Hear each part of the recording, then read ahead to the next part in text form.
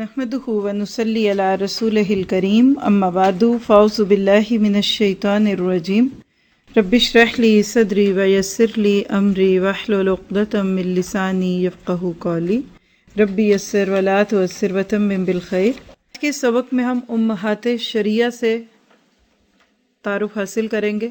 پہلی ہی آیت جو ہے ہمارے سبق کی آیت 151، یہ ان بیسکس کے بارے میں جس کو آپ فنڈامنٹلس آف دی ٹروتھ کہیں گے، یونیورسل ٹروتھ کہہ لیجئے، جس کو انسان کی فطرت سے اللہ نے جوڑ دیا۔ بدیہات فطرہ بولتے ہیں، یعنی وہ چیزیں جس کا تعلق انسان کی فطرت سے ہے۔ اور یہ بات ہم پیچھے بھی کر چکے کہ اسلام میں جن چیزوں کے کرنے کا حکم دیا گیا ہے وہ ساری چیزیں انسان کی فطرت سے میچ کرتی ہیں 100%۔ اگر کھانے کو حلال کیا تو ہماری فطرت چاہتی ہے کہ ہم کھائیں، اچھے کپڑے پہن سکتے ہیں تو فطرت کہتی ہے پہنو۔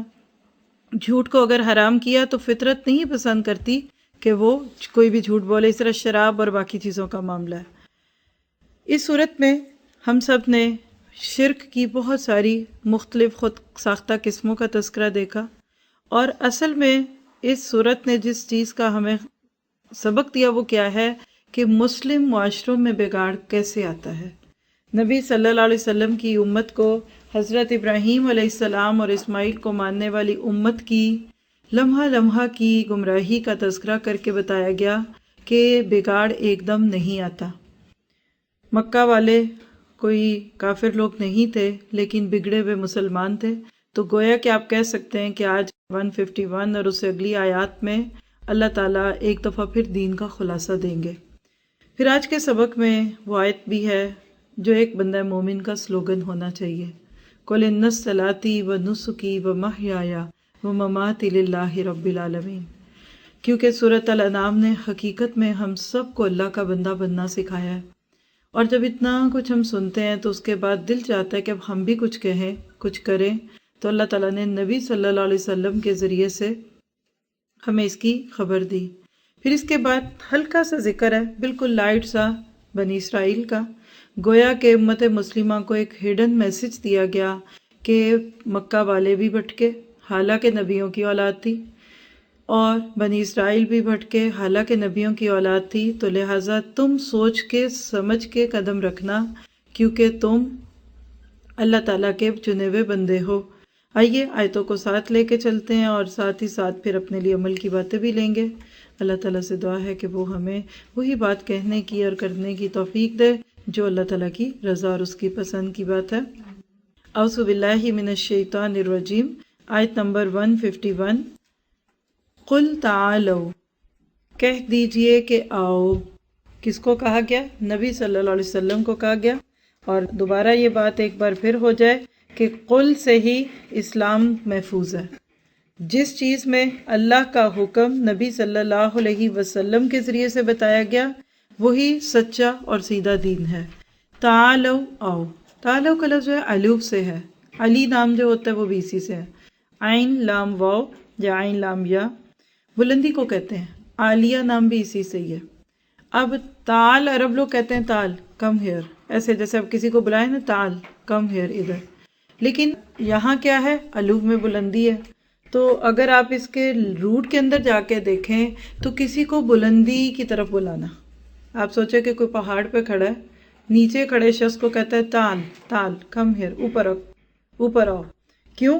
تاکہ تم اوپر ہوگے۔ اب سوال پیدا ہوتا ہے کہ ادھر اللہ تعالیٰ نے کس کے اوپر آنے اور کس کے نیچے آنے کی بات ہے، تو بڑا بڑا کر کے لکھ لیجئے کہ جن احکامات کی دعوت دی جا رہی ہے اس آیت میں اور جن چیزوں سے رکا جا رہا ہے، یہ اصل میں انسان کو بلندی دینے والے احکامات ہیں۔ ہیومن کریکٹر بہت قیمتی ہوتا ہے۔ تھوڑی سی یہاں بات کرنی ضروری ہے کہ یہ جو آیت ہمارے سامنے ہے، بعض کہتے ہیں کہ یہ صحف ابراہیم کا حصہ ہے، یعنی سورۃ العلیٰ میں ہم پڑھتے ہیں نا فی صحف ابراہیم و موسیٰ، تو ابراہیم علیہ السلام کو کوئی باقاعدہ بڑی کتاب نہیں دی گئی تھی بلکہ صحیفہ، جس کو آپ بکلٹ کہہ لیں آج کے دور کا، دیا گیا تھا۔ تو روایات میں یہاں تک آتا ہے کہ یہ آیت جو ہے یہ ابراہیم کے اس صحیفے کا حصہ ہے، یعنی اگر آج یہ صحیفہ ہمارے سامنے آتا تو یہ ہوتا۔ اور قرآن کی ایک صفت مہیمنن بھی ہے، پچھلی کتابوں کی نگہبانی کرنے والی۔ ابھی سورۃ مائدہ میں آپ ریسنٹلی پڑھ کے آئے ہیں تو گویا کہ اس کتاب نے صحیفہ ابراہیم کو محفوظ کر لیا۔ پھر روایات میں آتا ہے کہ بعد میں یہی حضرت موسیٰ علیہ السلام پر احکام عشرہ کی صورت میں نازل ہوا۔ انگلش میں آپ کیا کہتے ہیں؟ 10 کمینڈمنٹس۔ معروف فلمیں بھی بنی اس پہ، اور آج کی بائبل میں بھی اس کا تذکرہ ہے۔ 10 احکامات جس پہ عمل کیا جائے گا وہ بھی اسی میں موجود ہے۔ اور تیسرا قول اس آیت کے بارے میں نوٹ کر لیجئے کہ یہ امہات شریعہ ہے۔ امہات کس کو کہتے ہیں؟ امتن سے، سے ماں، یعنی ساری شریعتوں کی ماں۔ مفسرین کہتے ہیں کہ یہ احکامات ہر دور میں ہر نبی کی شریعت میں ایز اٹ از لاگو تھے، اس کے اوپر عمل لازمی تھا۔ اور اصل میں مکہ والوں کو بتایا جا رہا ہے کہ تم نے ابراہیم اور اسماعیل کا نام لینے کے باوجود خود کو ان چیزوں سے کتنا دور کیا ہے۔ اس آیت کو ایک چیک لسٹ بنا کے دیکھ لو، پہلی چیز پہ ہی پھنس جائیں گے۔ تو گویا کہ آپ کہہ لیجئے کہ شریعت فطرت کی پکار ہے، بدیہات فطرت ہے یہ ساری چیزیں۔ اللہ کے نبی نے کہا کہ مومن دوسرے کے لیے وہی پسند کرتا ہے جو اپنے لیے پسند کرتا ہے۔ اس لیے اگر آپ ان چیزوں کو سنتے وقت نوٹ کر کے دیکھیں گے تو آپ کو پتہ چل جائے گا کہ یہ وہ چیزیں ہیں کہ جو ہر بندہ اپنے لیے پسند کرتا ہے، تو پھر دوسروں کے لیے کیوں نہ پسند کیا جائے۔ اگلی خوبی اس آیت کی نوٹ کیجئے، اگر آپ اس آیت کے بالکل اینڈ پہ دیکھیں گے نا تو وصاکم کا لفظ آتا ہے، تم کو وصیت کرتا ہے۔ تو ابن مسعود رضی اللہ تعالیٰ عنہ فرماتے ہیں کہ جو شخص نبی صلی اللہ علیہ وسلم کی اس وصیت کو دیکھنا چاہے جو آپ کی آخری وصیت تھی، تو وہ ان آیات کو تتقون تک پڑھ لے۔ گویا کہ یہ آیتیں نبی صلی اللہ علیہ وسلم کا وصیت نامہ ہے۔ اب آپ دیکھیے وصیت نامہ، اور ہمارے ہاں تو وصیت میں کہیں بھی بات کو پتھر پہ لکیر بنا دیتے ہیں لوگ، ساری زندگی جن بزرگوں کی بات ہی نہیں مانتے، ان کے اگر منہ سے نکل جائے کہ یہ کڑے اس کو دے دینا تو پھر اس کو پکڑ کے بیٹھ جاتے ہیں، ٹھیک ہے۔ لیکن یہ بات قابل غور ہے کہ اس میں کوئی بات خاص ہے، یہ اہم آیتوں میں، جیسے پیچھے ہم نے آیت بیر پڑھی اور اسی طرح آیت الکرسی پڑھی، آگے اور بھی آیت آئیں گی، تو یہ ایک ایسی جامع آیت ہے کہ اگر کہیں کوئی آپ سے پوچھے کہ what is Islam A to Z, give me a small اور بریف انٹرو آف اسلام، تو آپ یہ آیت بڑے پیار سے اچھے طریقے سے ان کے سامنے رکھ سکتے ہیں۔ پھر اسی طرح ابن عباس رضی اللہ تعالیٰ عنہ کا ایک قول اس آیت کے بارے میں، کہتے ہیں کہ سورۃ انعام میں محکم آیات ہیں، پھر آپ نے یہی آیت تلاوت کی۔ سورۃ آل عمران کے شروع میں آپ نے 2 قسم کی آیتوں کا تذکرہ پڑھا تھا، محکمات اور متشابہات۔ متشابہ کون سی تھی؟ جن کے معنی اس وقت ہمیں نہیں چاہیے، بس وہ اگلے معاملات کی ہے۔ لیکن محکمات کون سی ہے؟ عمل والی۔ تو گویا کہ یہ آیت جو ہے اس کا ہر حکم جو ہے وہ عمل والا ہے۔ مسند احمد کی ایک روایت میں کہ نبی صلی اللہ علیہ وسلم نے فرمایا اپنے ساتھیوں سے، تم میں سے کوئی شخص ہے جو میرے ہاتھوں پر ان 3 باتوں کی بیعت کرے؟ پھر آپ نے یہی آیات تلاوت فرمائی اور فرمایا، یعنی جتنے احکامات ابھی آئیں گے ان سب کو لوگوں سے دہروایا، اور فرمایا جو اسے پورا کرے گا وہ اللہ سے اجر پائے گا، اور جو ان میں سے کسی بات کو پورا نہ کرے گا تو دنیا میں ہی اسے شرعی سزا دے دی جائے گی، اور اگر سزا نہ دی گئی تو پھر اس کا معاملہ قیامت پر ہے، اگر اللہ چاہے تو اسے بخش دے، اور اگر اللہ تعالیٰ چاہے تو اس کو سزا دے۔ تو بہرحال آپ دیکھ سکتے ہیں کہ یہ آیت کتنی اہم ہے۔ آئیے اس کو ساتھ لے کے چلتے ہیں۔ یہاں ایک اور چھوٹی سی بات بتا دوں کہ اس مضمون کی آیت سورۃ بنی اسرائیل میں آئے گی، وہاں قدر تفصیل سے، یہاں تو 1-2 آیت کے اندر سمٹ گیا موضوع، لیکن وہاں آپ دیکھیں گے کہ اس کی ڈیٹیل بہت زیادہ آئے گی۔ ایک اور بات نہ کی تو بات کا حق ادا نہیں ہوگا، کیونکہ عموماً اس آیت کی لوگ براہ راست تفسیر شروع کر دیتے ہیں، کیونکہ آیت بھی لمبی ہے، احکامات بھی بہت سارے ہیں، تو خوف یہ ہوتا ہے کہ وقت چلا نہ جائے۔ لیکن میں تھوڑی سی بات کروں گی کہ جس جگہ یہ آیت نازل ہو رہی تھی اس کو سامنے رکھیے۔ ہم نے سورۃ الانعام کے آغاز میں کیا پڑھا؟ سورۃ الانعام کب نازل ہوئی؟ ہجرت کے بالکل قریب کے دور، مکی دور کا آخر تھا، مکی دور کا آخر تھا، اور اللہ کو پتا تھا کہ اب مدینہ میں ایک مسلم سٹیٹ بننے والی ہے۔ اللہ تعالیٰ نبی صلی اللہ علیہ وسلم کے ذریعے سے صحابہ کی اس طرح کی کریکٹر بلڈنگ کرنا چاہتے تھے، کردار سازی، سیرت سازی، کہ جس کی ضرورت کسی بھی نئی ریاست کے لیے ضرورت پڑتی ہے۔ لہٰذا آپ کہہ سکتے ہیں کہ اس آیت میں درج احکامات کے ذریعے سے مدینہ کی مسلم اسٹیٹ کا آغاز ہوا۔ عموماً آپ دیکھیے کہ لوگ آغاز کس چیز سے کرتے ہیں؟ قوانین بنتے ہیں نا۔ مثال ہے کہ اگر پاکستان بنا تو پوچھیں گے پاکستان کا کانسٹیٹیوشن کیا ہوگا، برونائی بنا تو اس کا کیا ہوگا، اور عموماً جو قانون ہوتا ہے نا وہ پلس مائنس کا مجموعہ ہوتا ہے، اس کی یہ سزا، اس کی یہ سزا۔ جیسے آج اسلامی قانون موجود ہے، قتل کی یہ سزا، زنا کی یہ سزا، شراب کی یہ سزا، قذف کی یہ سزا، یہ سب تھی، لیکن ڈے ون کو نہیں بنی۔ یہ سورۃ نور جا کے آخری دور کے قریب نازل ہوتی ہے، وہاں جا کے قوانین بنے۔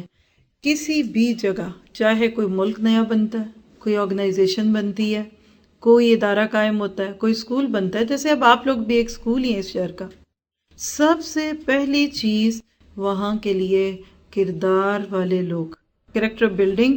اللہ کے نبی کے صحابہ کے اندر یہ وصف اور یہ صفت آ چکی تھی کہ جس کے بعد اگر ان کو مسجد نبوی کی خوبصورت بلڈنگ نہیں بھی ملی تو انہوں نے چھپر کے نیچے کام شروع کر دیا۔ پانی بھی ادھر ہوتا تھا کہ نہیں ہوتا تھا کسی کو پرواہ نہیں۔ تو کوئی اپنے پیچھے جو بیسٹ لیگیسی چھوڑ سکتا ہے نا، وہ بہترین کردار کے لوگ۔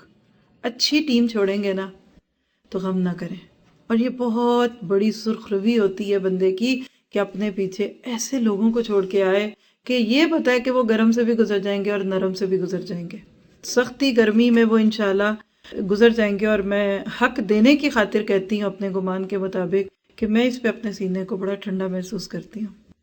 اگر ناروے کو تھوڑا سا ایک پاس دے کر آپ کے پاس آج موجود ہوں، یہ مجھے یقین ہے رات کی گھڑیوں میں بھی اور دن کے اجالوں میں کہ جو وہاں ساتھی ہیں نا ان میں سے کھوٹا کوئی نہیں، وہ جان پہ لے لیتے ہیں، اندھا اعتماد ہے، اور الحمدللہ اس اعتماد کی دلیلیں ملتی رہتی ہیں۔ مجھے اس کی کوئی پرواہ نہیں کہ ہماری بلڈنگ کتنی بڑی ہے، مجھے یہ کوئی پرواہ نہیں کہ کرسیاں کیسی ہیں، میز کیسے ہیں، صفائی ہے کہ نہیں ہے، وہ سب الگ چیزیں ہیں، لیکن یہ مجھے پتا ہے کہ جو ساتھی وہاں ہیں وہ بڑے خوبصورت ہیں، کیونکہ یہ کردار بناتا ہے قرآن۔ اگر یہ 1.5 سال کا آپ کا کورس ہے نا، یہ آپ کا کردار ایسا بنا گیا جس کا ذکر ادھر آئے گا تو آپ دیکھیے گا کہ ایک بگ چینج آئے گی آپ کی سوسائٹی میں۔ آج مسلمان کیوں نہیں پنپ رہے؟ قومی سطح پہ کہہ لیں، عالمی سطح پہ کہہ لیں، کیونکہ آج مسلمانوں کے پاس کریکٹر نہیں ہے۔ آج کیوں غیروں کی طرف ہاتھ اٹھاتے ہیں؟ کاسا ہمارا ان کی طرف ایڈ کا کیوں ہے؟ اس لیے کہ جواب میں ہم ان سوسائٹیز کو کچھ نہیں دے رہے۔ کسی بھی ملک میں جب بھی کوئی مسلمان جاتے ہیں یا دوسرے بھی جاتے ہوں گے تو عموماً اس ملک والوں کو فکر کیا لگ جاتا ہے کہ یہ ہم پہ بوجھ بن جائیں گے، یہ ہم سے سوشل مانگیں گے، یہ ہم سے چندے مانگیں گے، یہ دس اینڈ دیٹ۔ کیوں لوگ اپنے ملکوں کے ویزے سخت کرتے ہیں، آپ نے کبھی سوچا؟ اس لیے کہ ان کو پتہ ہے کہ آنے والے لوگ جو ہیں وہ ہم سے کھانا مانگیں گے، ہمارے معاملات کو انٹرفیئر کریں گے، اور ظاہر ہے کتنے لوگوں کو جابز دینی یہ مشکل ہوگا کام۔ لیکن اگر کسی ملک کو یہ یقین ہو کہ جو آنے والا ہے وہ ہم سے ہو سکتا ہے ایک چھوٹی سی جاب کا تقاضا کرے گا، لیکن اس کے بعد اس کا بریلینٹ مائنڈ ہمارے ملک کو ہو سکتا ہے اٹامک انرجی دے دے، ہمارے ملک کے مریضوں کے لیے ایک بہترین ڈاکٹر بنے، تو آپ نے دیکھا ہوگا کہ لوگ ویزے بھیج کے بلاتے ہیں۔ سنتے ہی ہیں نا، کوئی اچھے پڑھے لکھے لوگ ہیں جو ہمارے اپنے ملکوں کے، ان کو باہر کے ملک بلاتے ہیں۔ تو اصل جس درد کو محسوس کریے اس آیت کو پڑھتے ہوئے کہ آج ہم مسلمان اگر اٹامک انرجی نہیں بن سکتے، no problem, it's not a big deal. Nuclear weapons ہم نہیں کریٹ کر سکتے، کوئی بات نہیں، کوئی امبیرسمنٹ کی ضرورت نہیں ہے۔ اگر آپ کے پاس F-16 نہیں، کوئی بات نہیں۔ ہم مسلمانوں کے پاس اتنی اسٹرانگ انرجی ہے کریکٹر کی، ہماری ہسٹری اس کی گواہ ہے۔ میں کہتی ہوں آج ہم سب مسلمان ملکوں کے لوگ بیٹھیں اور ایک جگہ کچھ فورم ہو جس میں بڑے بڑے لوگ ریپریزنٹ کریں، سٹاپ اسٹرگلز کو ایک دفعہ سٹاپ کرو۔ امریکہ ناسا میں بہت کام کر رہا ہے، شٹل ورک کرنے دو، وہ فلاں ہتھیار بنا رہے ہیں، بنانے دو، جاپان بہت اچھی گاڑیاں بنا رہے ہیں، let them do, no problem, پوری دنیا کمیونٹی ہے۔ ہم مسلمان اس دنیا کو، اس یونیورس کو کیا دے سکتے ہیں؟ ہم یہ اسٹرانگ کریکٹر دے سکتے ہیں، یہ کردار دے سکتے ہیں۔ اور یہ کب پتہ چلتا ہے آپ کو؟ جب ایک سچے مسلمان سے آپ کا ڈے ٹو ڈے کا واسطہ پڑتا ہے اور ایک کسی نان مسلم سے پڑتا ہے۔ مسلمان کے اس ایتھکس ہوتے ہیں، وہ اپنی بات پہ قائم رہتا ہے، وہ جھوٹ نہیں بولتا، وہ ماں بہن کا فرق رکھتا ہے، وہ پیسے کا بندہ نہیں ہوتا، جبکہ جس کے ایمان نہیں ہوتی اس کا پیسہ ایمان ہوگا یا کچھ اور ہوگا۔ اسلام جو ہے نا وہ کوڈ آف لائف ہے، یہ نماز کا نام نہیں ہے کہ آپ نماز سے پہلے مسجد میں جاتے ہیں کہ نماز پڑھ کے بھی نہیں پہنچ جاتے ہیں لوگ پھر بھی نہیں جاتے۔ اسلام از اے code of life.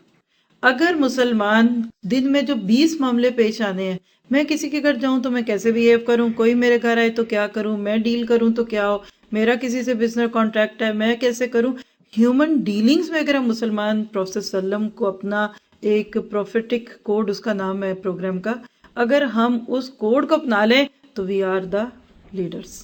World leader بننے کا نسخہ ہے۔ بات لمبی ہو جائے گی لیکن چلتے ہیں اور دعا کرتے ہیں اللہ تعالیٰ سے کہ اللہ تعالیٰ آج بھی اسی ترتیب سے اسلام لوگوں میں آ جائے جس سے اللہ کے نبی نے دیا۔ حضرت عائشہ کی ایک روایت بھی آتی ہے کہ اگر شراب اور سود وغیرہ شروع میں حرام کر دیا جاتا تو لوگ کبھی نہ مانتے۔ یہ کیوں آخر میں؟ سود بالکل آخری حکم، شراب بالکل 3-4 سٹیپس کے بعد، کیونکہ پہلے کردار بنے، لوگوں میں خدا خوفی ایسی پیدا ہو گئی کہ پھر وہ اللہ کی نافرمانی کا سوچتے نہیں تھے۔ آج ہمارا سیٹ اپ بالکل فرق ہے، ہم اللہ کی بات تو لوگوں کو منوانا چاہتے ہیں لیکن اللہ کا خوف نہیں پیدا کرتے۔ تو اللہ تعالیٰ ہم سب کو یہاں دعوت دیتے ہیں کہ اے نبی ان سب کو کہہ دو تعالو، آؤ، بلندیوں کا سفر ہے یہ۔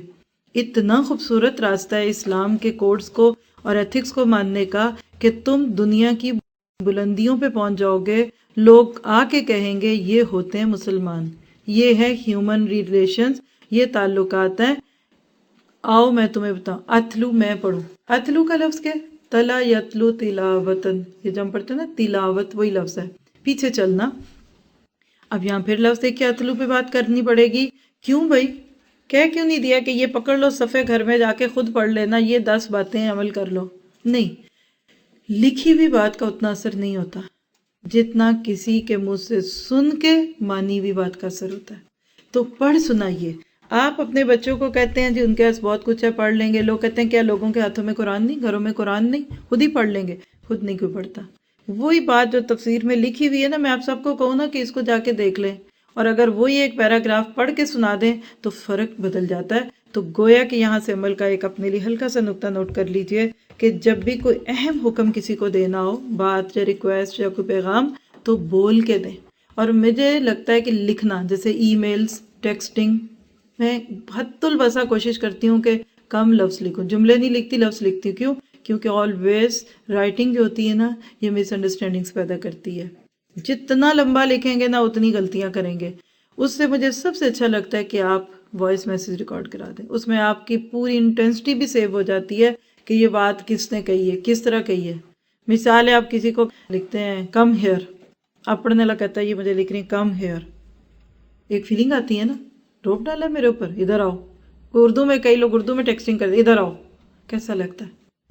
اور اگر آپ کسی کو بول کے کہہ دیتے ہیں کہ پلیز ادھر آئیے، فرق ہے دونوں کی ٹون کا، یہ فرق ہوتا ہے۔ تو لہٰذا اتلو کا عمل کیا ہے کہ ہم سب اپنے آپ کو اس کے اوپر لے کر لوگوں کو سنائیں، کبھی کوئی موقع جانے نہ دیا کریں۔ زندگی میں آپ دیکھیے کہ آپ دن میں کئی جگہ اپنے دوستوں ساتھیوں کو ملتے ہیں، ہو سکتا ہے کل اسکول سے جانے سے لے کے آج آنے تک بیچ میں آپ 10 منٹ کے لیے اپنی کسی دوست کے گھر گئی ہوں، اپنی ساس کے گھر گئی ہوں، کہیں آپ کی بہو آپ کو ملنے آئی ہو، کوئی چھوٹا سا موقع نہ تو 2-4 منٹ کا کوئی ایک نوٹ چینج کر لیا کریں جو انشاءاللہ تعالی اس موقع کی یادگار بن جائے گا۔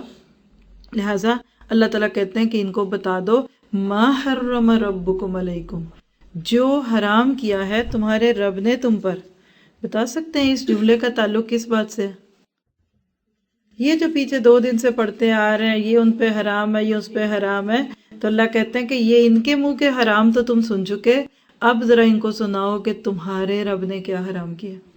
یہاں ایک بڑا خوبصورت نقطہ ہے، اگر آپ غور کریں، لفظ ربکم کی ضرورت نہیں تھی ادھر، یہ بھی تو کہا جا سکتا تھا نا ما حرم علیکم، او مسلمانوں، اسلام والو، تم پہ کیا چیزیں حرام ہیں، اور بتا دوں ربکم کہہ کے کس حقیقت کی خبر دی گئی کہ حلال اور حرام کا حق اللہ کا، شارع اللہ۔ شارع کون ہوتا ہے؟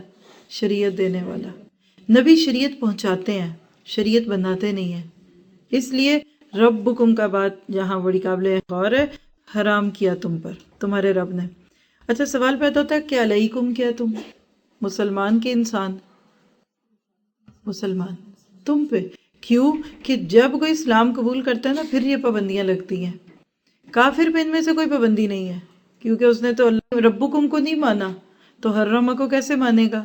تو مسلمان ہونے کے بعد انسان کو زیادہ کانشیس اور کیئرفل ہونے کی ضرورت ہے کہ تم کیا کبھی کسی کی بکری حرام، کسی کا اونٹ بڑا محترم، کسی بھی خرافات کو دین کا نام بنا لیتے ہو؟ یہ ممنوع ہے، یہ دس ہے، یہ دیٹ ہے، اس کو چھوڑ دو، آؤ اللہ کے حکم سے سنو کہ کیا ہے۔ پیچھے آپ کو یاد ہوگا کہ سورۃ بقرہ کے 10ویں رکوع میں بھی اسی طرح کی آیت گزری تھی۔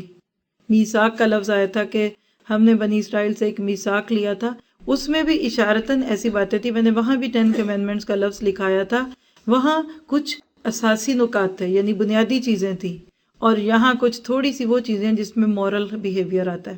اب آپ بھی سننا چاہیں گے، میں بھی سنانا چاہتی ہوں، تو نمبر 1 2 3 لگا کے خلاصہ کر لیجیے آیت کا۔ نمبر 1، ما حرم ربکم میں کہ اللہ تشرکو بہ شیئا، یہ کہ کسی چیز کو اس کا شریک نہ ٹھہراؤ۔ دیکھیے لا تشرکو بہ شیئا، کیا اتنا لفظ کافی نہیں تھا کہ اللہ تشرکو، شرک نہ کرو؟ لیکن بہ ہی کس کی طرف اشارہ ہے؟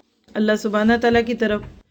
اور شیئن کیا ہے ادھر؟ نکرہ، کامن ناؤن ہے، بالکل زندہ یا مردہ چیز، خاص یا عام چیز، ہر چیز کی طرف اشارہ ہے کہ اللہ کے ساتھ کسی انسان تو انسان، کسی بے جان پتھر، کسی درخت، کسی دوسری چیز کو بھی نہ ڈالو، کیونکہ اللہ کے ساتھ یہ شرک ہوگا۔ عموماً ہمارے ذہنوں میں کیا آتا ہے کہ شرک ہے بت پرستی، اور ہم صرف بت پرستی کے ساتھ شرک کو لے کے چل پڑتے ہیں۔ حالانکہ حقیقت یہ ہے کہ ہر بت پرستی تو شرک ہے، لیکن ضروری نہیں کہ ہر شرک بت پرستی ہی کے ذریعے ہو۔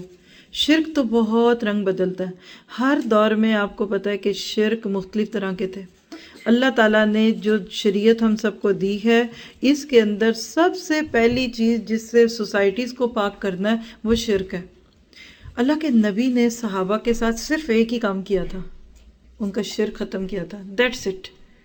عربوں میں اتنی زیادہ خوبیاں تھیں، مہمان نواز تھے، سچے تھے، غیور تھے، دلیر تھے، سخی تھے، مہمان نواز تھے، لیکن شرک کی کالی چادر بندے کی ان ساری خوبیوں کو چھپا دیتی ہے۔ آج بھی ایسے ہی ہے، بہت سارے لوگ ایسے جن کو مشرک کہتے ہیں، اگر دیکھا جائے تو ان کے اندر انسانی بنیادوں پہ بہت خوبیاں ہیں، لیکن شرک بندے کی مت مار دیتا ہے، اور شرک بندے کی ہر خوبی کو ختم کر دیتا ہے۔ اللہ سبحانہ تعالیٰ یہاں یہی بات بتا کے کہتے ہیں کہ دیکھو تم کیا کرو، لوگوں کا شرک ختم کر دو، کیونکہ شرک اصل میں کیا ہے؟ اللہ والا مقام کسی دوسرے کو دے دیا جاتا ہے۔ آپ اپنے اوپر لے کے سوچئے ذرا، اور یہ ذہن میں رکھیے کہ شرک کا لفظ قرآن پاک میں 75 ٹائم آیا ہے، 75 دفعہ شرک کا لفظ آیا ہے، اور شرک کی بات کر کے یہ بتا دیا کہ تم اس زندگی میں اگر کچھ کام اچھا نہیں کر پا رہے تو اس میں دیکھو گے کہ تمہارے مختلف قسم کے شرک ہیں۔ اب شرک کی مختلف قسمیں ہیں۔ نمبر 1 عبادات میں شرک، نمبر 2 معاشرت میں شرک، اور نمبر 3 معیشت میں شرک۔ اس کے بعد اس کے بڑی بڑی آگے چیزیں ہو جائیں گی۔ عبادات کا شرک ہے، بہت سمپل ہے، جیسے اللہ کے آگے جھکتے تھے ایسے بت کے آگے جھکے، جیسے اللہ کے آگے جھکے تھے قبر کے آگے جھکے، سمپل ہے نا۔ یہ ہمارے ہاں جتنا معروف شرک ہے نا، یہ عبادات والا شرک ہے۔ ایون ہم مسلمان بھی اسی کو شرک سمجھ کے بس اسی پہ رک جاتے ہیں، حالانکہ شرک کی ایک دوسری قسم معاشرت کا شرک ہے۔ وہ کیا؟ سب سے بڑی چیز اس میں اگر آپ دیکھیں نا تو بندوں سے ڈرنا۔ لوگ کیا کہیں گے، معاشرہ کیا کہے گا، سوسائٹی کیا کہے گی، لوگ باتیں کریں گے۔ پھر اسی طرح ریاکاری، اس کا دوسرا اینگل ہے، لوگوں کو خوش کرنے کے لیے اللہ کو ناراض کر دیتے ہیں۔ تو معاشرت کا شرک کیا ہے؟ کہ جینا مرنا لوگوں کے طریقے کا اور اللہ کو ناراض کرنا۔ اپنے دل سے بتائیے کتنے لوگ ہیں جو اس کو شرک سمجھتے ہیں کہ ہم صرف رسم و رواج کے نام پہ خاندان کو خوش کرنے کے لیے اللہ کو ناراض کر دیں۔ کتنوں کو یہ شرک لگتا ہے؟ ہم اس کو شرک نہیں کہتے، ہم کہتے ہیں ہاں یہ بتا دو یہ حرام ہے، مکروہ، یہ تو ایک کسٹمز ہیں، اور یہ تو کلچر ہے، اور یہ تو رسم ہے، اور دس اینڈ دیٹ، یہ بھی شرک ہے۔ پھر اسی طرف دیکھیے کہ تیسرا شرک جس کو اگر آپ بڑی کیٹیگری میں رکھیں تو وہ معیشت کا شرک ہے۔ معیشت کا شرک ہے اکنامیکل شرک۔ اللہ کہتا ہے نحن نرزقکم، ہم تم کو رزق دیتے ہیں اور تمہاری اولادوں کو بھی، تو آگے آ رہی ہے بات کہ اپنی اولادوں کو ہی ذبح کر دیتے ہیں کہ ہمارے بچے کھائیں گے کہاں سے۔ پھر اسی طرح دیکھیے کہ اکانومی میں سود کا مل جانا، یہ کون سا شرک ہے؟ اکنامیکل شرک ہے۔ حرام طریقوں سے رزق کمانا، یہ کہنا کہ آج کے دور میں تو لوگ یہ کر ہی نہیں سکتے اور وہ کر ہی نہیں سکتے اور دس اینڈ دیٹ کر ہی نہیں سکتے، کیا یہ سب کچھ شرک نہیں ہے؟ گویا کہ آپ کہہ سکتے ہیں کہ شرک کی چھاپ زندگی کے ہر حصے میں ہے۔ اگر ہم عبادت کا شرک نہیں بھی کرتے تو آپ لکھ لیجئے کہ ہم نے عبادات میں اللہ کو معبود بنا لیا۔ نمبر 1 لکھ لیجئے، ہمارا معبود واحد کون ہے؟ اللہ۔ نماز، روزہ، حج، زکوٰۃ سب اس کے لیے کیا ہم نے، ہو گئی بات۔ لیکن معاشرت میں ہم کس کو بڑا بناتے ہیں عموماً؟ خاندان۔ تو دوسرا بڑا خاندان آ گیا نا، وہاں بھی کس کو ہونا چاہیے تھا؟ اللہ کو۔ ہمارا تو دوسرا معبود ایک بن گیا، خاندان۔ آگے چلیے، معیشت میں جس کو آپ اپنا بڑا بناتے ہیں وہ کون سا سسٹم ہے؟ ویسٹرن سٹائل، یا آپ سپر پاورز کہہ لیں۔ اب آپ یہ بتائیے کہ 3 بڑے برابر کے بڑے کیسے ہو سکتے ہیں؟ اس لیے اللہ چاہتا ہے لا الہ الا اللہ، ہر چیز میں جب تک اللہ بڑا نہیں ہوتا بات نہیں بنتی۔ آج ہمارے گھروں میں بت نہیں ہے، لیکن ہمارے دلوں میں بہت سارے بت ہیں۔ اللہ کے برابر کسی کو درجے دیں، اطاعت کے درجے، محبت کے درجے، خوف کے درجے، سمجھ لیجئے کہ شرک ہے۔ اللہ تعالیٰ کو ہم سے جو مطلوب ہے نا، کوئی انسان، کوئی ادارہ، کوئی جماعت، کوئی رشتہ اللہ کے برابر نہ آئے، سب اللہ سے نیچے۔ اللہ کا کام بھی اللہ کے لیے کرنا ہے، نفس کے لیے نہیں کرنا، لوگوں کو دکھانے کے لیے نہیں کرنا۔ مجھے ایسے لگتا ہے کہ شرک کی ایک بڑی ٹھیٹ سی تعریف کیا ہو سکتی ہے؟ محبت کے جذبات جو اللہ کے لیے ہونے چاہیے وہ کسی کے نام پہ نچھاور کر دو۔ اپنی انرجیز، اپنی توانائیوں کو غلط جگہ لگانے کا نام شرک ہے۔ دیکھیے سب کچھ اللہ نے دیا نا، وقت، مال، اولاد، رشتے، امانت ہے، تو ان سب کو اللہ کے ساتھ لگانا ہے۔ سب سے زیادہ شرک بندے کو ایکسپلائٹ کرتا ہے غلط کام کرنے میں۔ ایک دفعہ شرک آ گیا نا تو جھجک ختم ہو گئی، اس سے آزاد تو سب سے آزاد، اور پھر سب کو بڑا بناتے بناتے پیچھے ہو جاتے ہیں۔ آگے تو چلے چند بڑے خوف تھے نا، لوگوں کو تو بڑوں کا خوف تھا، ماں باپ کا خوف تھا۔ آج ایک بڑا اور بھی پیدا ہو گیا ہماری زندگیوں میں، اور وہ ہمارے بچے ہیں۔ آج ہم بچوں سے بھی ڈرتے ہیں، یہ بھی ایک شرک ہے۔ یہ جو پیئر پریشر ہے نا، یہ بھی شرک ہے۔ تو یاد رکھیے کہ شرک ہر دور میں رنگ بدلتا ہے، رینوویٹ ہوتا رہتا ہے۔ یہ ایسے ہی جیسے زنگ آلود چیز ہو جاتی ہے نا کسی جگہ کی بھی۔ ہم سب اپنے آپ کو اگر اس چیز سے تیار کرنا چاہتے ہیں تو کرنا کیا ہوگا کہ آپ اپنے شرک کو پہچانیں۔ لکھیے ذرا، آپ آج بیٹھ کے جا کے اکیلے میں سوچیے گا، ویکینڈ تو آ ہی رہا ہے نا، جتنا بھی وقت دے سکیں دے دیں کہ میرا شرک کیا ہے، میرا کیا شرک ہے۔ بس بھائی آپ کا 5 فٹ کا جسم ہی آپ کا شرک ہے۔ بس جس وقت آپ نے اس کو پہچان لیا، اس کے بعد انشاءاللہ آپ دیکھیں گے کہ آپ کی زندگی سے باقی چیزیں خود بخود ختم ہوتی جائیں گی۔ تو گویا کہ آپ کہہ لیں کہ صرف اس ایک حکم پہ آدھے سے زیادہ دین پورا، حقوق اللہ پورے ہو جاتے ہیں اللہ تشرک بہ شیئا سے، کہ جو بندہ اللہ تعالیٰ کے ساتھ شرک نہیں کرتا اس کے ساتھ یہی معاملہ ہوگا۔ صحیح بخاری اور مسلم، جس کو متفق علیہ کہتے ہیں، حدیث ہے، اللہ کے نبی نے فرمایا کہ میرے پاس جبرائیل علیہ السلام آئے اور مجھے یہ خوشخبری سنائی کہ آپ کی امت میں سے جو شخص اللہ کے ساتھ کسی کو شریک نہ کرے وہ جنت میں داخل ہوگا۔ میں نے کہا گو کہ اس نے زنا کیا ہو، یعنی زنا کیا ہو پھر بھی؟ گو کہ اس نے چوری کی ہو؟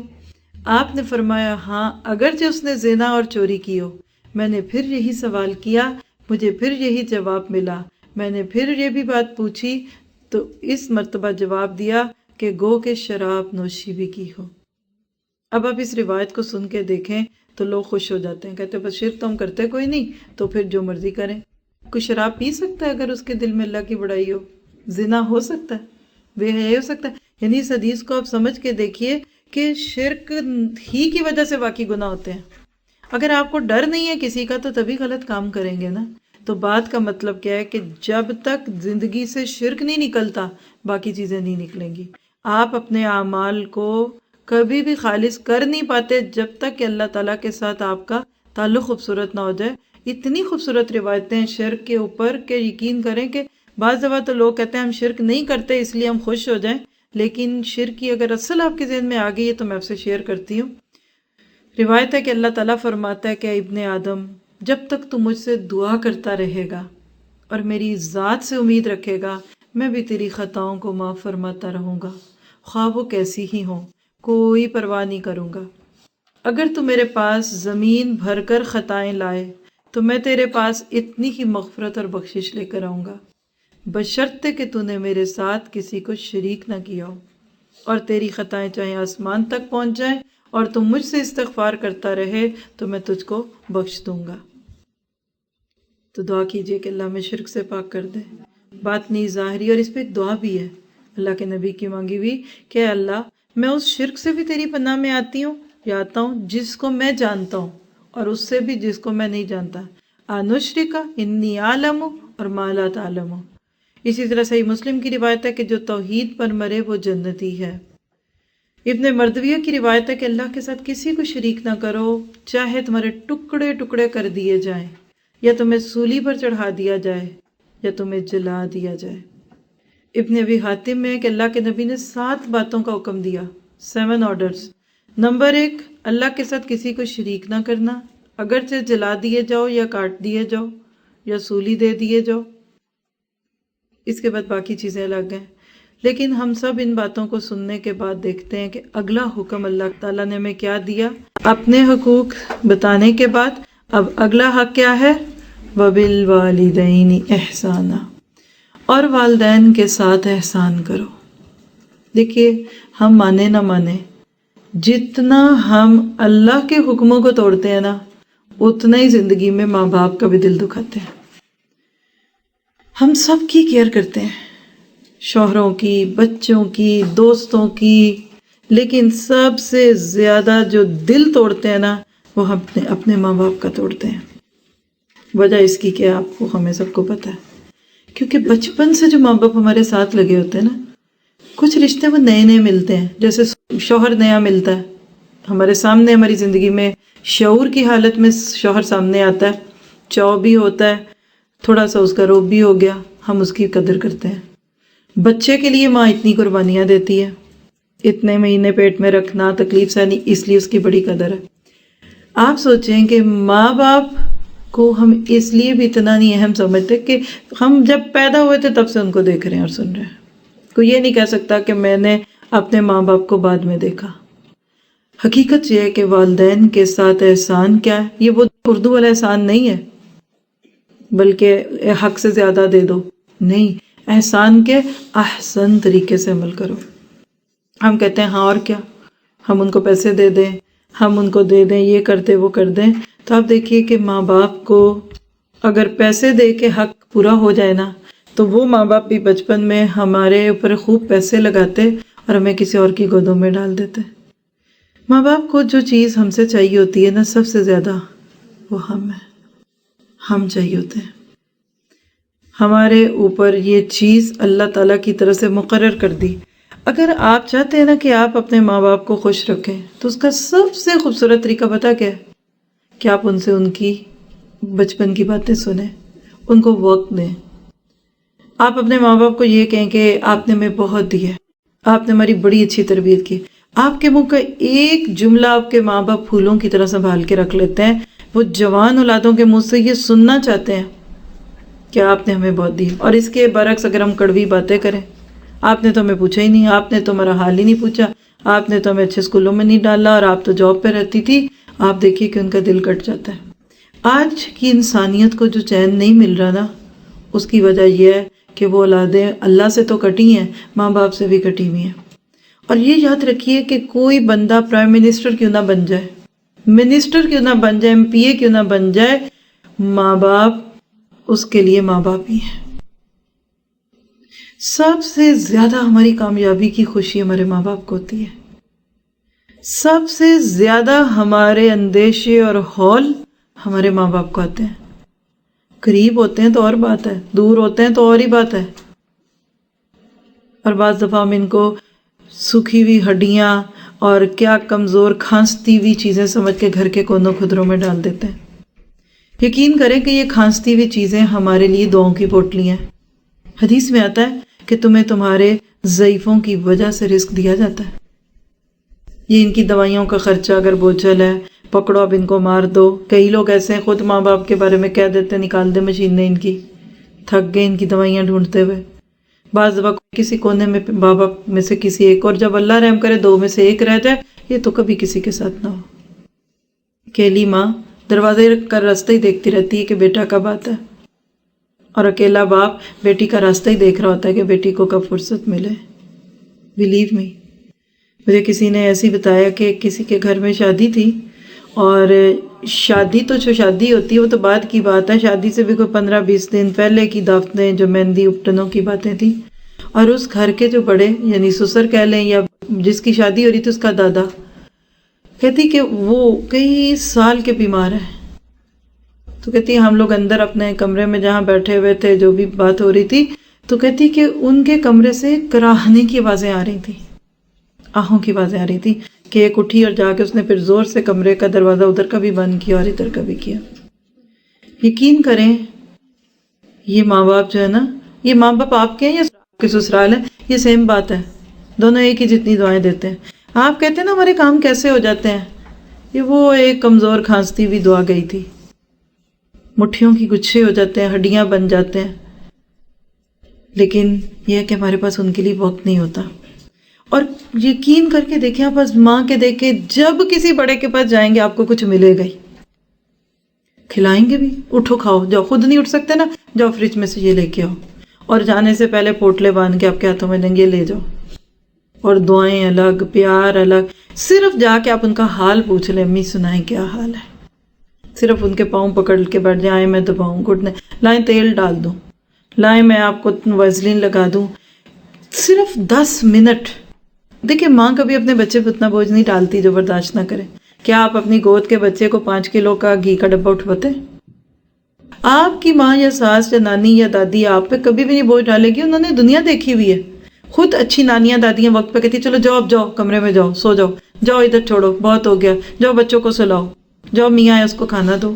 یہ ہم باتیں ہیں، لیکن شیطان نے کتنی بڑی ہمارے دماغ کے اندر گٹھلی بنا دی ہے کہ یہ بڑے ہم پر بوجھ ہے۔ یہ تب بوجھ پتہ چلے گا جب یہ نہیں ہوں گے۔ آج اگر محبت بھرا ہاتھ ہمارے سر سے اٹھا لینا تو ہمیں اپنی قیمت سمجھ آ جائے۔ آج ہمیں سوسائٹی میں بھی بعض دفعہ جو عزت پیار ملا ہوتا ہے نا، وہ بڑوں کی وجہ سے ملا ہوتا ہے۔ آپ نہیں کہیں جاتی تو آپ کو لوگ اچھا تو فلاں کی بہو ہے، اچھا وہ تو فلاں کی بیٹی ہے۔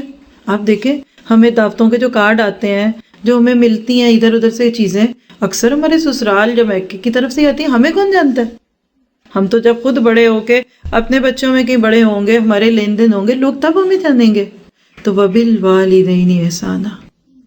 آج کا جوان اس کی روح بھٹکی ہوئی ہے، فطرت کی پکار ہے، یہ بدیہات فطرہ میں سے ہے کہ اپنے ماں باپ کے آگے پیار سے جھکو، بات کرو ان سے، ان کو محبت دو، ٹائم دو، ان کو آپ کے پیسے نہیں چاہیے، ان کے پاس آپ سے بھی زیادہ ہے۔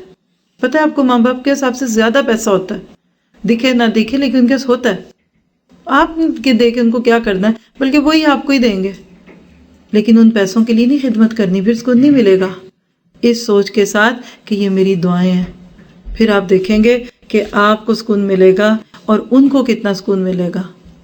اچھا ایک غلطی ہمارے اندر اور بھی ہے، اور وہ کیا کہ ہم پھر اپنے ماں باپ کی تربیت کرنا شروع ہو جاتے ہیں، ان کی روک ٹوک، ایسے کریں ویسے کریں، یہ نہیں ٹھیک وہ نہیں ٹھیک، پھر کبھی بےعزتی کرتے ہیں کبھی چیختے ہیں۔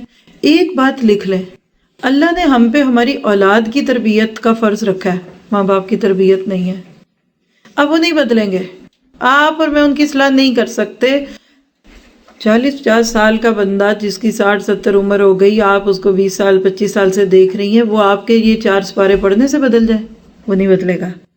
آپ نے ان کی مرضی کا بننا ہے، پھر وہ آپ کی مرضی کے بنیں گے۔ بعض دفعہ بدعات ہوتی ہیں ان میں، بعض دفعہ وہ وظیفے پڑھ رہے ہوتے ہیں، کوئی ایسی چیزیں، اب آپ جا کے چھڑ دیو یہ ٹھیک نہیں ہے وہ ٹھیک نہیں ہے۔ دیکھیں اپنے اوپر لے کے سوچیں۔ آپ دیکھیں میں یہاں سے اٹھ کے جا سکتی ہوں نا، میں 10 دفعہ جا سکتی ہوں، آپ بھی اٹھ کے جا سکتے ہیں، پھر بھی اس کے باوجود اگر وہاں سے کوئی کرسی لا کے ادھر رکھ دے تو ہم کتنا شکر گزار ہوتے ہیں۔ لیکن اگر میں یہاں سے اٹھ کے وہاں جا ہی نہیں سکتی، پھر کوئی لا کے ادھر کرسی رکھ دے تو پھر بتائیں میرے دل سے کتنی دعائیں نکلیں گی. تو اصل نیکی یہ نہیں ہے کہ آپ کیا کر رہے ہیں، اصل نیکی یہ کہ آپ کب کر رہے ہیں. اور یہ بات پھر اسلام نے بالوالدین میں سارے والدین ڈال دی ہیں. بزرگوں کی عزت کرو، یہ ایتھکس تھے ہمارے اسلام کے.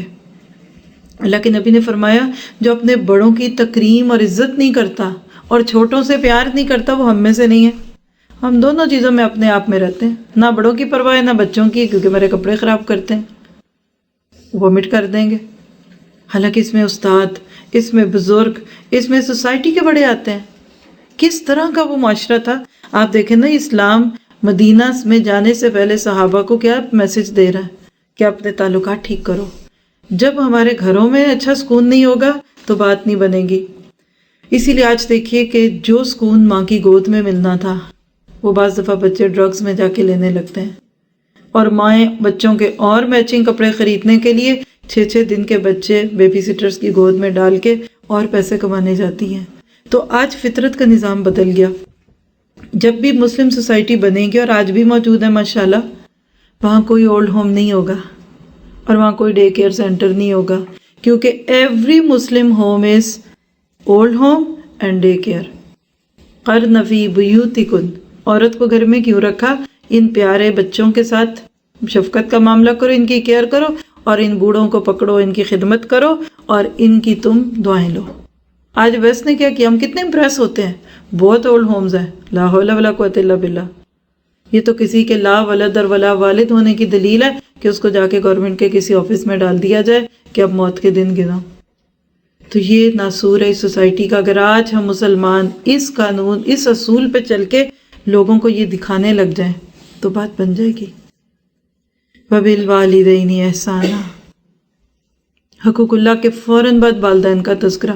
یہی انداز سورۃ بقرہ کی آیت 83 میں تھا، اور یہی سٹائل سورۃ نساء کی آیت 36 میں ہم پڑھ چکے کہ یہ دونوں ملتے ہیں، اور آگے سورہ بنی اسرائیل میں بھی آئے گا. تیسری چیز، وَلَا تَقْتُلُوا أَوْلَادَكُم مِّنْ إِمْلَاقٍ، اور اپنی اولاد کو قتل نہ کرو تنگ دستی کے خوف سے، کیونکہ نَحْنُ نَرْزُقُكُمْ وَإِيَّاهُمْ، تو ہم تم کو بھی رزق دیتے ہیں اور ان کو بھی دیتے ہیں. دیکھیے اب ترتیب کتنی خوبصورت ہے. پہلے اللہ کے حقوق، پھر ماں باپ کے. قربت کے ناطے سے دیکھا جائے تو ماں باپ کے بعد کا پھر رشتہ اولاد کا رشتہ ہے. تو بچوں کے حقوق ہیں. اپنے بچوں کو بھوک کے خوف سے نہ مارو. 2 سبق پہلے ہم نے پڑھا کہ وہ بتوں کی نظر کرتے تھے، اولاد کو بھینٹ چڑھاتے تھے، وہ پہلی ریزن تھی. یہ دوسری ریزن املاک، ملک سے ہے. املاک یعنی مفلسی، ہائے بھوکے رہ جائیں گے، کم بچے خوشحال کرانا، کہاں سے کھائیں گے. اولاد کا سب سے پہلا حق تو کیا ہے کہ ان کو جینے کا حق دیا جائے. اور یہ انسان کی فطرت میں کہ وہ زیادہ بچے دے کر خوش ہوتا ہے. کبھی اپنے ناناؤں داداؤں کو دیکھا، میرے اتنے پوتے ہیں، اور وہ پوتے کوئی سر پہ چڑھ رہا ہے، کوئی گھٹنوں پہ چڑھ رہا ہے، کوئی کپڑے خراب کر رہے ہیں. اور جو اپنی بیوی ہوتی ہے وہ کہتی ہے اپنے بچوں کو تو کبھی نہیں ایسے بٹھاتے تھے جیسے پوتوں کو بٹھاتے ہیں، نواسوں کو. اکثر سنی یہ بات آپ نے. جب اپنے بچے ہوتے ہیں تو مرد عموماً کمانے میں ہوتے ہیں اور تھوڑا جوانی کا نشہ ہوتا ہے. مرد اپنے بچوں کو کم ہی پوچھتے ہیں، بس گھر آتے ہیں، ہائے بائے ہیلو ٹھیک ہے، پیار کیا اور چلے گئے. لیکن پوتوں نواسوں کو گودوں میں کھلاتے ہوئے دیکھا ہے. کیوں؟ کیونکہ ایک تو وقت اس وقت بہت ہوتا ہے، کھلونے ہیں یہ بڑھاپے کے. اور اسلام کہتا ہے ایک گھر میں رہو سارے. یہ جو اسلام نے خوبصورت فیملی سسٹم دیا، اس میں یہی تھا کہ دادا آتے جاتے اپنے نواسوں پوتوں کو دیکھے خوش ہو. آج آپ برگر فیملی اور سنگل یونٹ میں، اور میں اور مائی سیلف کے طور پہ آپ پہلے ہی شادی کے بعد اکیلے کمرے میں چلے گئے تو بچوں کی بہاریں کس نے دیکھنی ہے؟ پھر وہ بیچارے دادا دادی نانا نانی منہ دیکھتے رہتے ہیں. کبھی بچوں کو ویکینڈ پہ آپ دکھا دیں تو دکھا دیں. دیکھیے آپ ان چیزوں کا اس طرح نہ لیں جیسے کہ ہم ہمیشہ لیتے ہیں. آپ اس کو سارے سنیریوں میں لیں جس پہ آج صبح اس سبق کو ہم نے شروع کیا. سوسائٹیز کا سکون کس میں ہے کہ درخت بنو، اس کی چھاؤں میں رہو. چھاؤں ادھر ہے اور آپ ادھر بیٹھے میں تو دھوپ پڑے گی نا. یہ اس وقت رستہ کشی ہے انسانیت کی، اور مسلمانوں میں بھی ہے اور کافروں میں تو ہے ہی نہیں. ان بیچاروں کو تو نصیب ہی نہیں ہوئی. اللہ کے نبی نے کہا کہ زیادہ بچے پیدا کرنے والے خاندان میں شادیاں کرو، قیامت کے دن میں کثرت پہ مان کروں گا. اور آج کیا ہے، 2 بچے خوشحال گھرانا. خوشحال ہوتا ہے وہ گھرانا. سب سے پہلے یہ نظریہ کس نے دیا تھا؟ ڈارون تھیوری تو آپ پڑھتے ہیں نا ایولیوشن کی بار بار، آج اس آیت پہ یہ بھی نظریہ سمجھ لیجئے کہ سب سے پہلے مالتھیس نام کا ایک شخص تھا اور یہ یورپ ہی سے تھا. وہ 19 سینچری کے بالکل شروع کی یہ بات ہے.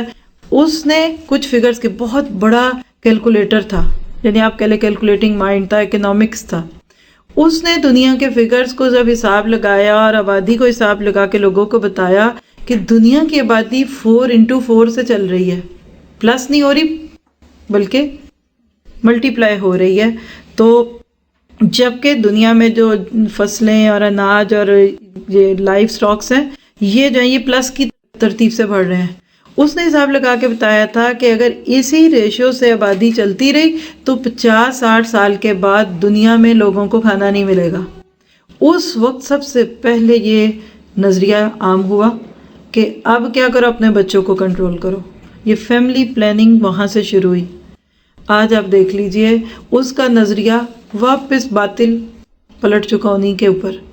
دنیا میں آج جتنا کھانا ہے اتنا تو اس سے پہلے نہیں تھا، جتنا سستا ہے اتنا تو نہیں.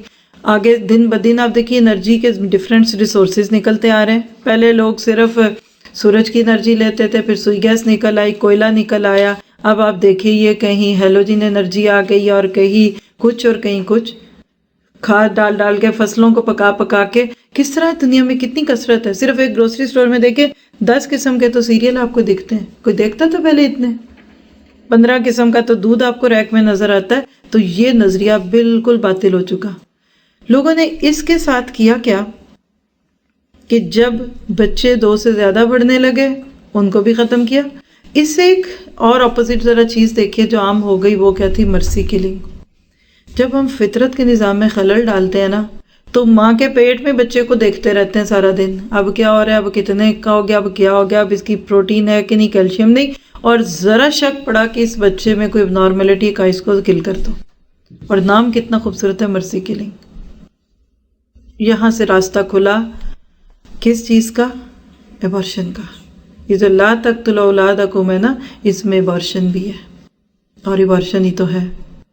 آپ کو پتہ ہے کہ ایک قتل کا بدلہ کیا ہے؟ پیچھے پڑ چکے ہیں، دیت پڑی ہے نا. کوئی پیٹ کے بچے کو مار دے تو اس کی کیا دیت ہے؟ ایک غلام کو آزاد کرانا. ہر دور میں اس کی قیمت الگ ہوگی. اگر کسی نے ماضی میں کہیں ایبارشن کیا یا کرایا یا کسی کا کروایا، اس کو یہ ساری دیتیں دینی پڑیں گی. جنین کی دیت کہتے ہیں اس کو. اختلافی باتیں ہیں لیکن عام طور پہ اس کے اوپر ایک جان کی آزادی ہے. کتنا آسان کر لیا شیطان نے آج اس چیز کو. انسان اپنے ہی بچے کو مارنے لگتا ہے. صرف ایک صورت ہے ایبارشن کی، صرف ایک ایگزمپشن کہ ماں کی جان کو خطرہ ہو، بچے کی جان کو نہیں، ماں کی جان کو خطرہ ہے. کہ ڈاکٹر کہہ دیتا ہے کہ دیکھ لو اگر یہ بچہ پیدا ہوتا ہے یا پیٹ میں رہتا ہے تو ماں مر جائے گی، پوائزنس ہو گیا، کچھ بھی ہو گیا. کبھی کبھی ایسے ریئر کیسز ہوتے ہیں. اس صورت میں صرف اور صرف ایبارشن ہو سکتا ہے. بچہ کوئی کہہ دینا کہ ہینڈی کیپڈ ہے پھر بھی اس کو آنے دیں گے. آپ کو کیا پتا؟ اللہ کا حکم تھا. پھر آپ دیکھیے کہ لوگ یہ سوچتے ہیں کہ بچہ جو ہے ہم اس پہ احسان کر رہے ہیں کہ اس کو تڑپنے سے سسکنے سے بچا رہے ہیں. یہی سارا معاملہ ہٹلر کے دور میں ہوا تھا. سارے بوڑھوں کو جو ایک خاص سرٹن ایج سے اوپر تھے ریٹائرڈ لائن میں لگا کے گولیاں مار دی تھی. کہتے یہ کیا کریں گے، اب انہوں نے کوئی جوان ہونا، یہ تو بوجھ ہم پہ، ختم کرو، مرسی کلنگ، کٹ کٹ کٹ کٹ. پیٹ کے بچے یہ ہینڈی کیپڈ ہیں، یہ مار دو ان کو. یہ بچہ بڑا ہوگا، ایسا ہوگا، اس میں آپ کو کیا پتا ہے؟ اور وہ اگر ہینڈی کیپڈ ہو بھی جاتا ہے بالکل 100% بھی یقین ہے کہ یہ بچہ جو ہے ٹھیک نہیں پیدا ہوگا، پھر بھی اس کو پیدا ہونے دیں. یہ اس کا حق ہے کیونکہ اللہ نے یہ حق دیا ہے. اور جب ہم اس میں چینجز کرتے ہیں تو آپ دیکھیے کہ خرابیاں کیا ہوتی ہیں کہ پھر اس کے بعد راستے کھلتے ہیں. اور آپ کو رمضان میں دکھایا تھا برشن کا ایک لنک ہماری ویب سائٹ پہ موجود ہے. اگر آج اس کا ویب سائٹ پہ ڈال دیں لنک، یہاں ابھی ٹائم زیادہ لگ جائے گا ورنہ آپ کو دکھا دیتے، اور موقع ملا تو دکھا بھی دیں گے بعد میں کسی وقت، کہ کتنے ظالمانہ طریقے سے ماں کے پیٹ میں ایسڈ ڈال کے بچے کو سالٹ پوائزننگ کے ذریعے اور کبھی جسم کے ٹکڑوں کو کاٹ کاٹ کے نکالا جاتا ہے. گوشت کی بوٹیوں کی طرح بچہ نکلتا ہے. ماں کو زہر سائق پلاتے ہیں، سالٹ ہوتا ہے کوئی، بچے کو پیٹ میں بالکل وہ جلا کے راکھ کر دیتا ہے. پھر ماں کو پینز ویسے ہی دلواتے ہیں جیسے ہوتے ہیں، پھر بچہ نکلتا ہے. اور کبھی کبھی پھر اس کو کاٹ کے نکالتے ہیں. کچھ لوگ بچوں کو شروع میں مروا دیتے ہیں، کچھ بعد میں، اور یہ تو عام ہے نا، سیکس ڈٹرمینیشن پہ مارنا، بیٹی ہے تو مروا دو۔ تو یہ ساری باتیں فطرت کے اندر گڑبڑ پیدا کرنے والی ہیں۔ ہر بندہ اپنے اوپر لے کے سوچے کہ میں چاہتی تھی کہ اگر جب میں پیدا ہوں تو میرے ماں باپ جو ہیں وہ مجھے مار دیں۔ آپ دیکھیں کہ جس کی بھی آنکھ ہی نہیں کھلی آپ اس کو مار رہے ہیں۔ کوئی بھی پرفیکٹ نہیں ہے۔ اسی لیے آج آپ دیکھیے کہ دنیا میں ڈپریشن ہے۔ یہ آپ کو سارے ویسٹرن کلچر کے لوپ ہولز دکھ رہے ہیں اس آیت میں۔ یہ سب کچھ ادھر کتنا عام ہے، لوگ اس کے اندر خوش ہیں، ہم کر سکتے ہیں۔ اور جب سے یہ چیزیں عام ہوئیں، اس سے ایک چیز عام ہوئی جس کا تذکرہ آ گیا ہے۔ جب سے فیملی پلاننگ کی چیزیں، طریقے عام ہوئے، ایک چیز کثرت سے بڑھی اور وہ زنا تھی۔ اسی لیے اگلا حکم وَلَا تَقْرَبُوا الْفَوَاحِشَ، اور فحش چیزوں کے قریب بھی نہ جانا۔ کون سی؟ مَا ظَهَرَ مِنْهَا وَمَا بَطَنَ، خواہ وہ ظاہری ہوں یا چھپی ہوئی ہوں۔ فحش کا اور فیملی پلاننگ کا گہرا تعلق ہے۔ پہلے تو پھر بھی کچھ خوف تھا نا کہ اگر کوئی غلط تعلق ہوا تو اس کے نتیجے میں لوگوں کو کیا جواب دیں گے، لیکن جب یہ پتہ چل گیا کہ ہم پریکاشنز لے سکتے ہیں تو بے حیائی عام ہو گئی، اور نقصان کیا ہوا کہ لوگوں نے اپنے آپ کو اپنا خدا بنا لیا۔ بہت ہی خوبصورت حدیثیں ہیں جو واقعی رونگٹے کھڑے کر دیتی ہیں، جس میں یہ سارے موضوع آ جاتے ہیں۔ بخاری اور مسلم کی روایت ابن مسعود سے، اللہ کے نبی سے پوچھا کہ کون سا عمل افضل ہے، بیسٹ ڈیڈ کیا ہے؟ آپ نے فرمایا نماز وقت پر پڑھنا۔ میں نے پوچھا پھر، یعنی سیکنڈ درجے پہ؟ فرمایا ماں باپ کے ساتھ نیکی کرنا۔ میں نے پوچھا پھر؟ فرمایا اللہ کی راہ میں جہاد کرنا۔ کہتے ہیں میں اگر اور بھی دریافت کرتا تو اللہ کے نبی مجھے اور بھی بتا دیتے۔ ترتیب سامنے رکھے۔ پھر اسی طرح ابن مردویہ میں عبادہ بن صامت اور ابو درداء کی روایت ہے کہ مجھے میرے خلیل، کتنے پیار سے دیکھیں اللہ کے نبی کو خلیل کہہ رہے ہیں، مجھے میرے خلیل رسول اللہ نے وصیت کی کہ اپنے والدین کی اطاعت کر، اگرچہ وہ تجھے حکم دیں کہ تو ان کے لیے ساری دنیا سے الگ ہو جا تو بھی مان لے۔ سند میں ضعف ہے لیکن روایت موجود ہے۔ تو لہٰذا اپنے ہی بچوں کو ذبح نہیں کرنا چاہیے۔ اللہ کہتے ہیں رزق تو ہم ان کو بھی دیتے ہیں، تم کو بھی دیتے ہیں۔ اب سوال پیدا ہوتا ہے کہ ظاہری فحش کیا ہے؟ ظاہری وہ ہیں جن کو ظاہر میں آپ دیکھ سکیں، فزیکلی۔ مثلاً آپ دیکھیے کہ فحاشی کی ظاہری تصویریں چیزیں کیا ہیں؟ نمبر ایک، انسان اپنے حال حلیے سے فحش دکھائے، لباس اچھے نہ پہنے، جس کو پہن کے بھی نہ پہننے والی کیفیت ہو۔ پھر ظاہری حسن میں وہ تمام فلمیں اور ایسی میڈیا کی چیزیں جو لوگوں کے اندر غلط چیزوں کو پروموٹ کرتی ہیں وہ موجود آتی ہیں۔ پھر اسی طرح آپ دیکھیے کہ ظاہری کے اندر ہر وہ چیز آتی ہے جس کا اثر دوسرے پہ پڑے۔ آپ نہیں کرنا چاہتے برا کام لیکن آپ کو دیکھنا پڑ رہا ہے۔ باطنی میں کیا ہے؟ دل کی گندگیاں، بغض، کینے، حسد، گندی باتیں سوچنا، بیڈ تھنکنگ، جس میں اب یہ ساری سیکس کی ماڈرن قسمیں آ جائیں گی۔ لوگ اپنے گھروں میں بیٹھ کے گندی چیزوں کو دیکھیں یا کریں، وہ سب کچھ باطنی آئیں گی جس کو ظاہر ہونے سے انسان ڈرے۔ ساتھ اس کے بعد دیکھیے فحش کے ساتھ اگلی چیز آگی، وَلَا تَقْتُلُوا النَّفْسَ الَّتِي حَرَّمَ اللَّهُ، اور نہ قتل کرو اس نفس کو جس کو اللہ نے حرام کر دیا مگر الا بالحق، حق کے ساتھ، یعنی قتل نفس حرام ہے۔ آپ دیکھیں اوپر کیا تھا؟ ایبارشن، بیچ میں آ گئی فحاشی، تیسرا آ گیا قتل۔ سیم یہی ترتیب آپ کو سورۃ بنی اسرائیل میں دکھے گی، کیونکہ یہ ایک چین ریئیکشن ہے۔ لوگ پہلے کیا کرتے ہیں؟ بے حیائی ہوتی ہے، فحش، اس کے نتیجے میں پریگننسی ہو گئی۔ جب پریگننسی ہوتی ہے تو پھر قتل دو تین میں سے ایک کا ضرور ہو جاتا ہے۔ بعض کپل جو غلط کام کرتے ہیں تو اپنا جرم چھپانے کے لیے اس بچے کو ابورٹ کرا دیتے ہیں جو پیٹ میں ہے۔ بعض دفعہ خواہش پوری کرنے کے بعد لڑکے اس لڑکی کو مار دیتے ہیں تاکہ دوسروں کو نہ بتائے، اور بعض دفعہ غیرت میں وہ لڑکی اس لڑکے کو مروا دیتی ہے، اور یہ کچھ نہ بھی ہو تو لڑکی کے گھر والے غیرت میں اس لڑکے کو مروا دیتے ہیں۔ اس لیے آپ دیکھیں گے کہ جہاں یہ فحاشیاں ہوں گی وہاں قتل عام ہوگا۔ امریکہ میں ہونے والے ہر وہ قتل جو عموماً ارد گرد ہمیں کچھ مہینے کے بعد آواز آتی تھی تو وہ یا تو کسی نائٹ کلب میں ہوتا تھا یا کسی لیکر شاپ کے باہر ہوتا تھا۔ یہ سب کچھ عام ہے کہ قتل کرنا ہے۔ آپ دیکھیے کہ پیٹ کے بچے کو قتل نہیں کرنے کا حکم، تو عام طور پہ جو زندہ ہے اس کو قتل کرنا کتنی بڑی بات ہوگی۔ اللہ تعالیٰ فرماتا ہے ذالکم وصاکم بہ لعلکم تعقلون، یہ وہ وصیتیں ہیں، یہ تاکیدی حکم ہے جن کا اللہ تمہیں حکم دے رہا ہے تاکہ تم بچو، تم عقل اختیار کرو. یہ عقل میں سمجھ آنے والی باتیں ہیں، اسلام کی یہ باتیں. آپ دیکھیے کہ مجھے چھوٹا سا ایک کلپ کسی نے بھیجا، میں دیکھتی ہوں اگر پلے کر سکی آپ کے لیے.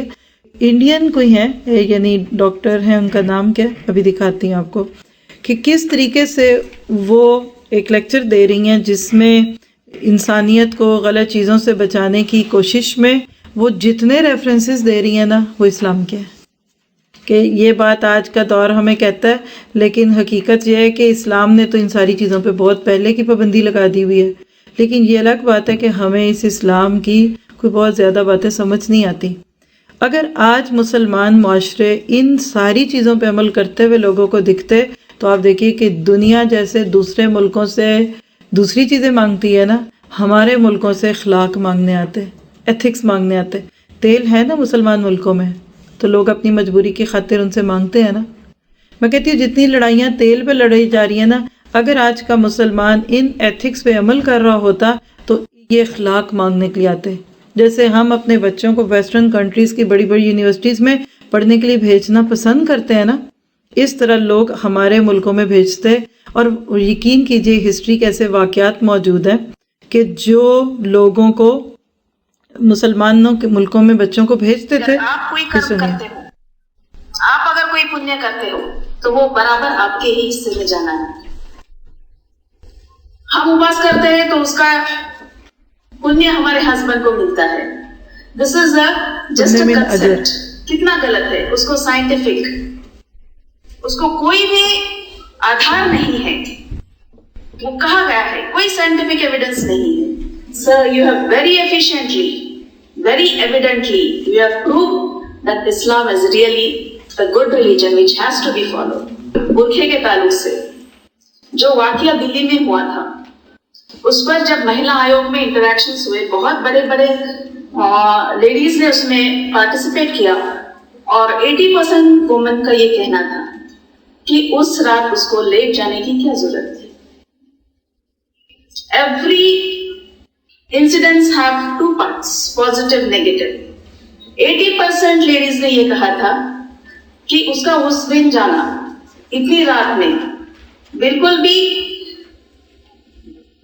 انہوں ٹال سکتے تھے وہ بات کو. کوئی انسیڈنس جب ہوتا ہے، ہم لوگ لیڈیز ہوتے تو وہ تھوڑے سینسیٹیو ہوتے ہیں. We can very easily make out what is the situation. اگر یہ سچویشن ہے تو پھر انہوں نے ویسا کیوں سٹیپ لیا، کیوں وہ بس میں انہوں ٹریول کیا. Many times we invite incidents. This was the issue which was very much problematic. مہیلا آیوگ کے جو ادھیکش ہے انہوں نے بھی یہ کہا تھا کہ اگر لیڈیز چاہتے ہیں، بہت سارے انسیڈنٹس ایسے ہوتے ہیں کہ جو ایکسیڈنٹ نہیں ہوتا ہے. There are some or the other relation, unless nobody has that courage, abuse you. ابھی یہ کنسپٹ ہم لوگوں میں بھی آیا ہے کہ ہم کو اوڑھ کر ڈھک کر چلنا ہے، کیونکہ بہت ساری چیزیں خالی دیکھنے سے بھی اس کو اسٹیمولیشن ملتا ہے. تو یہ بات تو اسلام میں کب سے کہی ہے کہ آپ نے ماننا ہے. دیکھیے نان مسلم باتیں آگے تو اللہ کرے کہ اس کا سینہ اللہ اسلام کے لیے کھول دے. لیکن سچ تو مانا جاتا ہے. تو اگر ہم مسلمانوں میں ان چیزوں پہ عمل ہو تو میں نے بھی ریسنٹلی جو ہمارا ٹرپ تھا سعودیہ کا، اس میں یہ چیز بہت کثرت سے دیکھی کہ آخر کیا یہ جو اتنا نقاب کا ایشو بنا دیا گیا، اور یہ ان ملکوں میں کیا ہے. آپ بلیو کریں کہ جو سکون اور خوشی سے وہاں عورتوں کو میں نے نقاب اور عبایا، اور آپ کو پتا ہے کہ ان کا عبایا تو اور بھی زیادہ تھوڑا سا ڈیفرنٹ ہوتا ہے کہ جس میں پتہ بھی نہیں چلتا کہ عورت کس عمر کی ہے، کس جسم کی ہے. بڑی مطمئن عورتیں ہیں.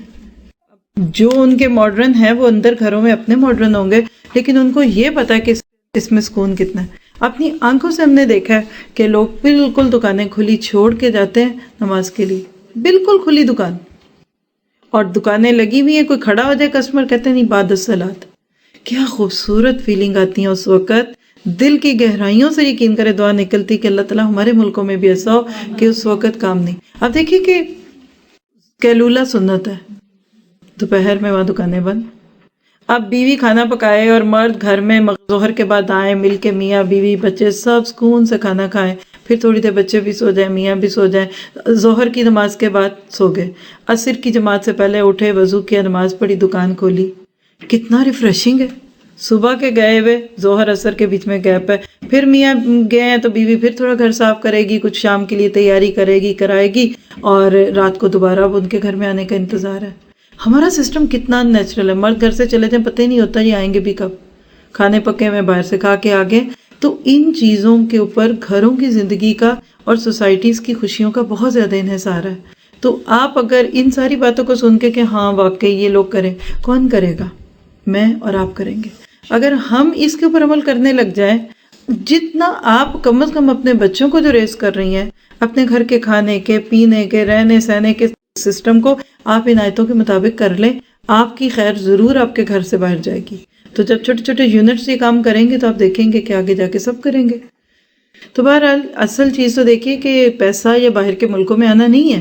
اصل چیز یہاں رہنے والے بھی بہت ایسے ہیں جو بالکل اصولوں پہ جی رہے ہیں، کوئی بھاگ دوڑ نہیں لگی ہوئی، کوئی اس طرح کے معاملات نہیں ہیں کہ بس عورتیں بھی بھاگ رہی ہیں اور مرد بھی بھاگ رہے ہیں.